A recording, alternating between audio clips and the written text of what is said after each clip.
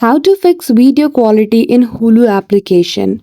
In this video, I will show you how can you easily fix the issue with bad quality of videos on Hulu application. So without any delay, let's get into it. For that, firstly, you can choose the quality of video which you want to play on Hulu. Now, here you can choose high, medium, quality according to your desirability. After that, if your issue is still not solved with the bad quality of video, simply navigate to Google Play Store and update the Hulu application. The second method is to tap and hold on the icon of Hulu application and go to App Info. There, you will see the option of Clear Data. Simply clear the data for the application.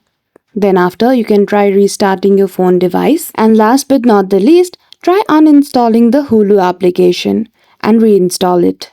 So that's it. Just by following these easy steps, you will be able to fix the issue with bad quality video on Hulu application. So I hope you found this video helpful. If you did, don't forget to give it a thumbs up and subscribe to our channel for such tutorial. Thank you for watching till the end.